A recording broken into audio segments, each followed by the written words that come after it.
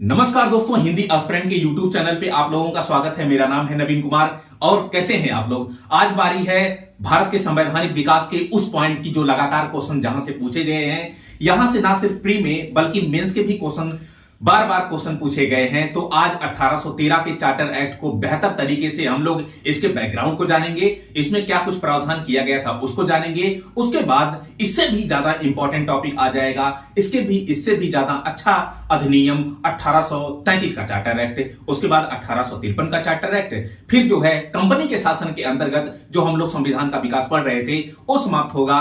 उसके बाद हम लोग 1858 के अधिनियम के बाद जब जाएंगे तो वहां से ताज का शासन, क्राउन का शासन, ब्रिटिश सम्राट का शासन, इसके अंतर्गत संवैधानिक विकास को पढ़ेंगे। खैर, 1813 का जो चार्टर एक्ट लाया गया है उसके लाए जाने की आवश्यकता क्यों पड़ी और इसमें क्या कुछ प्रावधान किए गए हैं ये पहले डिस्कस कर लेते हैं, फिर उसके बाद बीच बीच में बातचीत करते हैं। ठीक ना भैया? तो आज बारी है 1813 के चार्टर एक्ट की। खैर, आते हैं एक एक पॉइंट्स करके इसको समझते हैं कि क्यों लाया गया 1813 का चार्टर एक्ट, फिर इसमें क्या कुछ प्रावधान किए गए। ठीक ना भैया? खैर, आते हैं भाई 1813 का चार्टर एक्ट। अब सुनना ध्यान से, 1813 का चार्टर एक्ट, ये 1813 का जो चार्टर एक्ट लाया गया, अगर मैं ये कहूं कि भाई इसको लाए जाने की आवश्यकता क्यों पड़ी, तो पहला क्वेश्चन तो यही बन जाता है।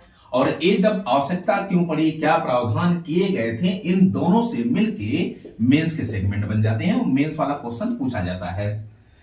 यहां एक चीज आपको यह जानना होगा कि यहां पर जो ब्रिटेन है, ठीक है ना, यूरोप इसको मानिए, पूरा यूरोप कॉन्टिनेंट, और यूरोप में ही एक देश है ब्रिटेन, और ब्रिटेन की ही एक कंपनी है, आपको ये मैं कई बार बताया कि ईस्ट इंडिया कंपनी है, और इसको पूर्वी देशों के साथ मतलब भारत के साथ व्यापार करने का एकाधिकार प्राप्त था। मतलब कि व्यापारिक एकाधिकार प्राप्त था, व्यापारिक एकाधिकार, या फिर कह सकते हैं कि ट्रेड मोनोपोली प्राप्त था। और ये व्यापारिक एकाधिकार लगातार अधिनियमों के माध्यम से बढ़ते ही जा रहे थे। तो सवाल यह है कि जो ब्रिटेन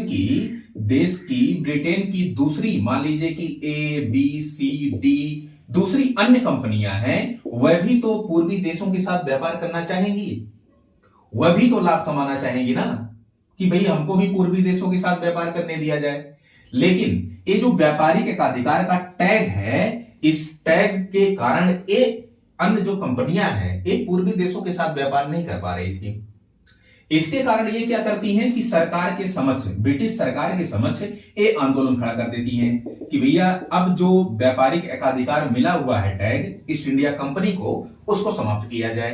तो पहला कारण है, इसलिए 1813 का चार्टर एक्ट लाए जाने की आवश्यकता पड़ी। सरकार पर लगातार दबाव दिया जा रहा था।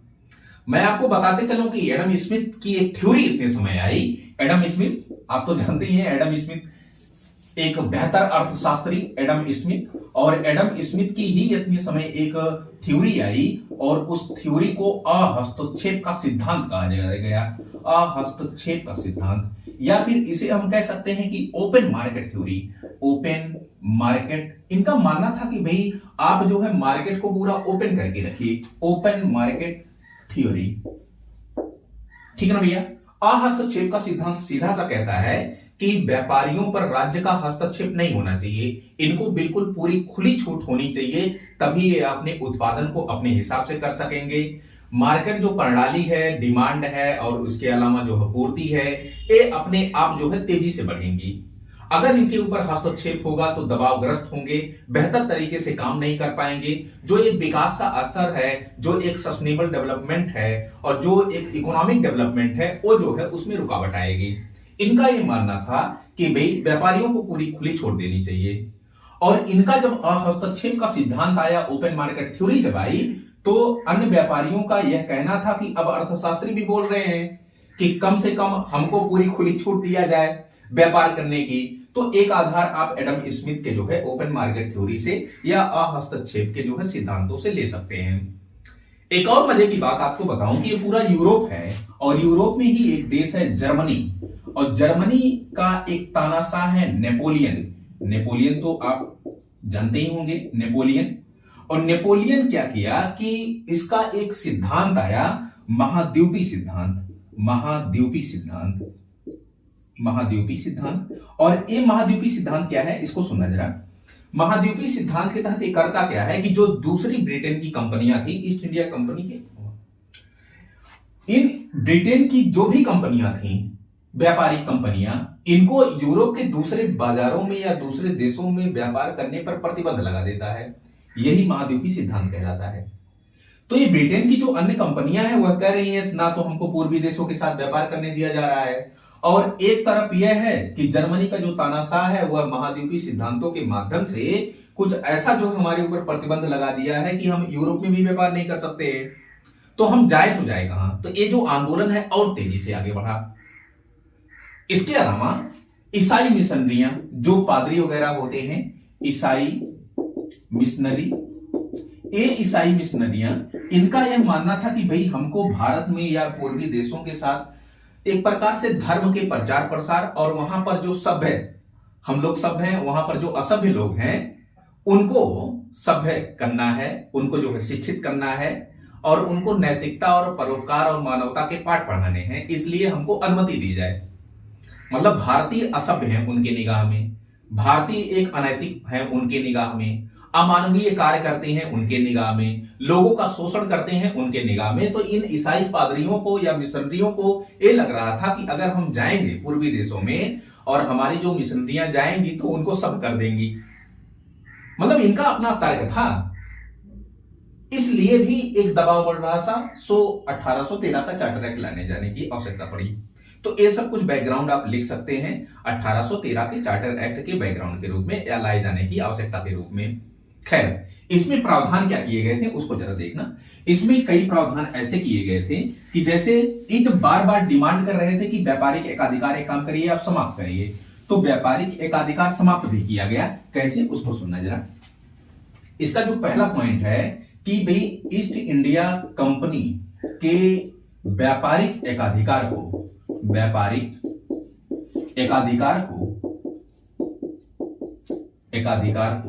अंशतः समाप्त किया गया। ये देखिए, अंशतः शब्द आप जरूर शामिल करिएगा। अंशतः समाप्त किया गया, पूर्ण रूप से समाप्त नहीं किया गया, अंशतः समाप्त किया गया। क्योंकि चीन और चाय के साथ व्यापारिक एकाधिकार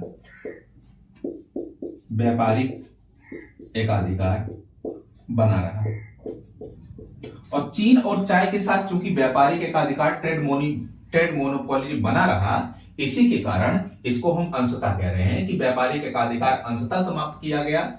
कई देशों में जो पूर्वी देश हैं यहां पर जो है अंशतः जो है समाप्त कर दिया जाता है। यहां पर पूर्वी जो देश हैं वहां पर तो समाप्त कर दिया जाता है, लेकिन चीन के साथ और चाय के जो व्यापार के साथ इनका व्यापारिक एकाधिकार बना रहा। बाकी सारे सेगमेंट और सारे जो है मुद्दों पर, सारे जो है जो एक पहलू होते हैं व्यापार के, उन पहलुओं को समाप्त कर दिया जाता है। तो ये पहला पॉइंट है कि ईस्ट इंडिया कंपनी के व्यापारिक एकाधिकार को अंशतः समाप्त कर दिया गया, क्योंकि चीन और चाय के साथ व्यापारिक एकाधिकार बना रहा। ठीक ना भैया। नेक्स्ट पॉइंट क्या है? नेक्स्ट पॉइंट एक है आपका कि भाई शिक्षा पर अच्छा, बड़ी अच्छी बात आपको बताऊं कि पहली बार ये लोग शिक्षा पर जो है 1 लाख रुपया प्रतिवर्ष जो है खर्चा करने की बात कर रहे हैं, भारतीयों की शिक्षा पर, भारतीयों को सभ्य बनाने के लिए। और यह आपको जानकर ताज्जुब होगा कि जो भारतीयों को शिक्षा पर एक खर्च करना जा रहे हैं, यह है मतलब कुल मिलाजुलाकर जो है अंग्रेज की शिक्षा या पाश्चात्य शिक्षा देने के उद्यम चक्कर में पड़े हुए हैं, अंग्रेजी शिक्षा देने के चक्कर में पड़े हुए हैं। ये सोच रहे हैं कि भाई कम से कम ये इंग्लिश बोलना जान जाए, और जैसे ही इंग्लिश बोलना जान जाएगा हमारा कम्युनिकेशन अच्छे से होगा, हमारा ट्रेड अच्छे से होगा। आर्थिक लाभ ही इनका प्रमुख उद्देश्य रहा, आर्थिक लाभ और जो है साम्राज्य विस्तार। तो खैर, इस शिक्षा पर प्रतिवर्ष 1 लाख रुपया खर्च करने की बात करते हैं। ये आपका दूसरा पॉइंट होगा। तीसरा पॉइंट, ये जो खर्च करने की बात करते हैं 1 लाख रुपया आएगा कहां से? एक कंपनी का जो राजस्व था, कंपनी ईस्ट इंडिया कंपनी, और इसी ईस्ट इंडिया कंपनी के राजस्व से 1 लाख रुपया प्रतिवर्ष खर्च किए जाने की बात की गई भारतीयों की शिक्षा पर। तीसरा पॉइंट इसका क्या है कि तीसरा पॉइंट ये है कि भाई ईसाई मिशनरियां भी आंदोलन खड़ा कर रही थी। सो ईसाई मिशनरियों को अब भारत में जो है धर्म के प्रचार प्रसार और भारतीयों को सब करने की अनुमति दे दी गई। ऐसा मतलब कि कुछ इनका अपना मानना था। खैर, हमको पढ़ना है तो ईसाई मिशनरियों को भारत में आने की अनुमति दी गई। ये आप तीसरा पॉइंट लिख सकते हैं। और फिर उसके बाद क्या हुआ, चौथा पॉइंट आप क्या लिख सकते हैं। चौथा पॉइंट ये है कि भाई ईस्ट इंडिया कंपनी के जो कर्मचारी हैं, इनके कर्मचारियों को क्या कहा गया कि जो भारतीय राजस्व है, इस भारतीय राजस्व से 10.5% मतलब 10.5% लाभांश ये ईस्ट इंडिया कंपनी के जो है कर्मचारियों को दिया जाएगा। भारतीय राजस्व से लाभांश का 10.5% पार्ट जो है वह ईस्ट इंडिया कंपनी के जो है कर्मचारियों को दिया जाएगा। तो ये आपका 1813 का चार्टर एक्ट पूरा हुआ। क्यों लाया गया और साथ ही साथ क्या कुछ प्रावधान किए गए थे 1813 के चार्टर एक्ट में, वो हमने पूरा फुल डिटेल डिस्कस कर दिया है। अब बारी है 1833 के चार्टर एक्ट की। मैं आपसे उम्मीद रखता हूं कि आप लोग नोट्स बना रहे होंगे और एक एक पॉइंट नोट डाउन करते रहे होंगे, ठीक ना। सो आपकी चीजें बेहतर होंगी। नहीं तो फिर जो है बार बार चीजों को पढ़ना पड़ेगा, बार बार रिवीजन करना पड़ेगा, उसमें आपको प्रॉब्लम होगी। एक बार अच्छे से बकायदा आप पेन कॉपी लेकर बैठकर बकायदा नोट्स अगर बना लेते हैं तो प्रॉब्लम क्रिएट नहीं होगी। खैर, आते हैं 1833 के चार्टर एक्ट में। 1833 का जो चार्टर एक्ट था, यहां पे मैं बताऊं कि 1813 से लेकर 1833 तक एक बड़ा गैप मिला और इस दौरान इंग्लैंड में एक बड़ा परिवर्तन ये हुआ कि यहां पर औद्योगिक क्रांति तीव्र गति से हुई। औद्योगिक क्रांति जब हुई तो समस्या है कि भारत से ही इनको कच्चा माल मिलना था और भारत से कच्चा माल मिलना था तो इन्होंने पहले ही एक ददनी पर था, मतलब कि अपने हिसाब से जो है दाम तय करेंगे, अपने हिसाब से क्या कुछ फसल उगाई जानी है उस फसल का ये निर्धारण स्वयं करेंगे। वाणिज्यिक फसलों पर जबरदस्ती जोर दे रहे थे किसानों के कि नहीं, आप जो है खाद्यान्न फसलों का उत्पादन नहीं करेंगे, आप वाणिज्यिक फसलों का उत्पादन करेंगे, जो एक पर व्यापार के डायमेंशन से जो है इंपॉर्टेंट हो, ताकि हम यहां से जो है कम से कम अपने मनचाहा दाम पर खरीद कर फिर उसी को क्या करें, ले जाकर जो है यूरोप के बाजारों में बेचें, या फिर जो है मशीनीकरण के माध्यम से जो है कपड़े वगैरह या सूती वस्त्र वगैरह या फिर जो है कुछ बनी बनाई वस्तुओं को पुनः भारत में ही लाकर बेच देते हैं। तो ऐसा उनका कॉन्सेप्ट था। तो कुल मिलाजुलाकर यहां तक यही स्थिति थी कि किसान आंदोलन भी तीव्र गति से हुआ। भारत में कुटीर उद्योग जो नष्ट हो रहे थे उनके औद्योगिकरण से, क्योंकि उनके औद्योगिकरण से जो वस्तुएं बन रही थी काफी सस्ती होती थी। भाई एक मानव वस्तु जब बनाएगा और एक जब मशीन वस्तु बनाएगी तो दोनों में अंतर यह होता है कि जो मशीन के द्वारा बनी हुई वस्तु है उसका उत्पादन तेजी से होगा, ठीक ना, उसमें खर्च कम आएंगे। लेकिन मानव बेचारा क्या करे कि धीरे धीरे काम करेगा, उत्पादन प्रभावित होगा। यहाँ पे जो है जो ये कास्ट प्राइस है, ठीक ना, वो ज्यादा लागत प्राइस है वो ज्यादा लग जाएगी। तो भारत की वस्तुएं नो डाउट महंगी होंगी और उनकी वस्तुएं सस्ती, और जब उनकी वस्तुएं सस्ती थी और भारत के मार्केट में गिरती थी तो भारतीयों के द्वारा उन्हीं की वस्तुएं खरीदी जाती थी। कुल मिला जुलाकर भारत के ही पैसे से वो जो है कच्चा माल खरीदते थे और फिर वही जो है कच्चा माल बनी बनाई वस्तुओं को ले आकर भारत में बेच देते थे, फिर जो है पैसे वसूलते थे, ठीक है ना। खैर, एक बड़ी कहानी है। 1833 के चार्टर एक्ट पर आते हैं और 1833 का चार्टर एक्ट में क्या कुछ प्रावधान किया गया उसको देखते हैं। 1833 का चार्टर एक्ट, इसको आप लोग हेडिंग डालेंगे 1833 का चार्टर एक्ट। और इस 1833 के चार्टर एक्ट में कई प्रावधान किए गए। पहला यह प्रावधान था कि जो चीन और चाय के साथ व्यापारिक एकाधिकार बना हुआ था ईस्ट इंडिया कंपनी का, उसको भी समाप्त कर दिया जाता है। मतलब कि हम कह सकते हैं कि भाई ईस्ट इंडिया कंपनी के व्यापारिक एकाधिकार को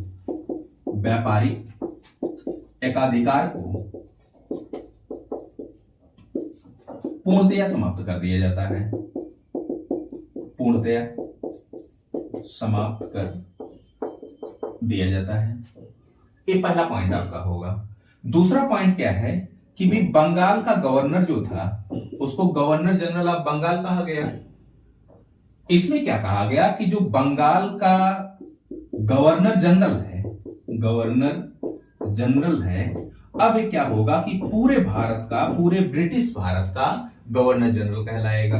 पूरे ब्रिटिश भारत का गवर्नर जनरल होगा ये, पूरे ब्रिटिश भारत का गवर्नर जनरल। तो सवाल यह है कि पूरे ब्रिटिश भारत का गवर्नर जनरल, पहला ऐसा गवर्नर जनरल कौन था? तो पहला ऐसा governor general Lord William Bentinck था, लॉर्ड विलियम बेंटिंक। इसको आप लोग नोट डाउन करेंगे। ये दूसरा वाला पॉइंट है। तीसरा वाला पॉइंट क्या है कि तीसरा वाला पॉइंट ये है कि जो गवर्नर की परिषद थी, इसी गवर्नर की परिषद, इस गवर्नर की परिषद में चूंकि 3 सदस्य होते हैं, पहले 4 सदस्य थे और 4 सदस्य के बाद में जो है 3 सदस्य कर दिए जाते हैं। पुनः अब इस अधिनियम के तहत एक चौथा सदस्य बना दिया जाता है अस्थायी रूप से, एक चौथे सदस्य को। और जो चौथा सदस्य होता है गवर्नर की परिषद में, वह विधि विशेषज्ञ होता है, विधि विशेषज्ञ होता है। और ये जो विधि विशेषज्ञ होता है, यह चौथे सदस्य के रूप में लॉर्ड मैकाले को नियुक्त किया जाता है। एक क्वेश्चन पूछा गया है कि भाई जो गवर्नर जनरल होता था उसकी जो परिषद होती थी, उस परिषद में पहले 4 सदस्य हुआ करते थे, लेकिन बाद में 3 कर दिए गए अधिनियमों के माध्यम से। फिर क्या है कि इस 3 से बढ़ा करके फिर जो है एक चौथे सदस्य की नियुक्ति की जाती है विधि विशेषज्ञ के रूप में। और कौन सदस्य होता है? लॉर्ड मैकाले होते हैं। ये आपका तीसरा पॉइंट है। चौथा पॉइंट क्या होगा? ईस्ट इंडिया कंपनी, ठीक है ना। चौथा पॉइंट क्या होगा कि भाई भारतीय जो कानून है, भारतीय कानून, इन भारतीय कानूनों के संचालन के लिए, इन भारतीय कानूनों के संचालन के लिए, या फिर कहें कि संहिताबद्ध करने के लिए, संहिताबद्ध करने के लिए क्या किया गया? विधि आयोग का गठन किया गया। विधि आयोग का गठन, विधि आयोग, लॉ कमीशन कह सकते हैं। विधि आयोग का गठन, एक क्वेश्चन बार बार पूछा गया है कि विधि आयोग का गठन किस अधिनियम के तहत किया गया? तो 1833 के चार्टर एक्ट के तहत। ठीक है। और क्या हो सकता है इसमें पॉइंट? तो इसको इरेजर करके एक लाइन आप लिख लेंगे। इसको इरेजर करके फिर बता रहे हैं, मिटा करके। 1833 के चार्टर एक्ट में एक प्रावधान यह किया गया कि जो ईस्ट इंडिया कंपनी में भर्तियां होती थी, ईस्ट इंडिया कंपनी में जो भर्ती होती थी, वह रंग के आधार पर, जाति के आधार पर, धर्म के आधार पर होती थी। भाई ईस्ट इंडिया कंपनी थी और कंपनी में जायज है कि कर्मचारियों की भर्ती होगी और कर्मचारियों में कुछ न कुछ तो भारतीय होंगे, भारतीय होंगे। और समस्या क्या थी कि इन भारतीयों को जब भर्ती करना था ईस्ट इंडिया कंपनी में, तो इनका रंग देखा जाता था, इनका धर्म देखा जाता था, इनकी जाति देखी जाती थी, ठीक ना। ये सब सारी चीजें देखी जाती थी। तो ये कहा गया इस अधिनियम के माध्यम से, 1833 के चार्टर एक्ट के माध्यम से कहा गया कि ईस्ट इंडिया कंपनी में जो भी भर्तियां होंगी, उसमें किसी भी भारतीय को जाति, धर्म, लिंग, इन सब के आधार पर किसी भी भारतीय के साथ कोई भी प्रकार का भेदभाव नहीं किया जाएगा। मतलब कि इन आधारों पर किसी भी भारतीय के साथ इस भर्ती करने में, ईस्ट इंडिया कंपनी में भर्ती करने में भेदभाव नहीं किया जाएगा। ठीक है ना। ये आप चौथे पॉइंट के रूप में लिख सकते हैं। बाकी नेक्स्ट पॉइंट क्या है कि भाई दास प्रथा का अंत किया गया था, दास प्रथा का अंत किया गया था, इसी अधिनियम के तहत दास प्रथा का अंत किया गया था। तो ये आप लिख सकते हैं चौथे पांचवें पॉइंट के रूप में। ठीक ना दोस्तों। खैर, ये आपका 1833 का चार्टर एक्ट हुआ। 1853 का चार्टर एक्ट अब आते हैं, उसको देखते हैं कि उसमें क्या कुछ प्रावधान किए गए। 1853 के चार्टर एक्ट के तहत सुनना जरा। 1853 का चार्टर एक्ट आप हेडिंग डाल लेंगे और उसमें क्या कुछ प्रावधान किए गए। 1853 का चार्टर एक्ट, इसमें सुनना जरा। एक्चुअली था क्या कि 1853 आते आते यह महसूस हुआ कि जो बोर्ड ऑफ डायरेक्टर है और बोर्ड ऑफ कंट्रोल है, भाई हमने बताया था कि बोर्ड ऑफ डायरेक्टर 24 सदस्यों का पहले से ही चला आ रहा था। और फिर यह बताया कि 1784 का जो पिट्स इंडिया एक्ट लाया गया था, उसी के तहत एक संस्था, एक निकाय और भी गठित किया गया, बोर्ड ऑफ कंट्रोल। ये बताया था 6 सदस्यों का। तो अब इनकी प्रासंगिकता जैसे धूमिल पड़ने लगी थी, अप्रासंगिक हो गया था और वेतन ये अलग से उठा रहे थे। तो ये कहा गया कि एक काम करिए, इनको समाप्त करके एक जो है भारत सचिव के तहत जो भी इनका कार्य है वो भारत सचिव को सौंप दे दीजिए, सेक्रेटरी ऑफ स्टेट को सौंप दीजिए। एक कुछ प्रावधान, मतलब कि ये मैं बैकग्राउंड बता रहा हूं। तो 1853 का चार्टर एक्ट एक प्रकार से लाने की आवश्यकता पड़ी। यहां पर विकेंद्रीकरण की शुरुआत पर बल दिया गया और भारतीयों के द्वारा बार बार यह दबाव बनाया गया कि भैया राजनीति में और प्रशासन में भारतीयों की भूमिका को सुनिश्चित किया जाए। जो ब्रिटिश गवर्नमेंट है वो भारतीयों की भूमिका को सुनिश्चित करे। तो ये स्थिति हुई कि मैं बताऊं कि 19 अप्रैल 1852 में अप्रैल में ब्रिटिश संसद चल रहा था और ब्रिटिश संसद के ही दौरान एक सदस्य थे ब्रिटिश संसद के, लॉर्ड डर्बी, इनका नाम है लॉर्ड डर्बी। ये बोलते हुए कहते क्या है कि भाई हमारी नैतिक जिम्मेदारी है, हमको मानवता और परोपकार और एक नैतिकता और हमारा एक कर्तव्य बनता है कि अपने प्रशासन में, राजनीति में हम बुद्धिमत्ता, विवेक, योग्यता और राष्ट्र की सुरक्षा को ध्यान में रखते हुए भारतीयों को आंतरिक मामलों में भागीदारी सुनिश्चित करें। ये लॉर्ड डर्बी का मानना था और इन्होंने चिल्ला चिल्लाकर जो है भारतीय ब्रिटिश संसद में कहा। खैर, इनकी बातों को बहुत ज्यादा नजरअंदाज नहीं किया गया, कुछ चीजें इनकी ले गई और कुछ चीजें क्या भारतीयों को नहीं ली जाती हैं, स्थानीय प्रशासन को थोड़ा सा मौका दिया जाता है।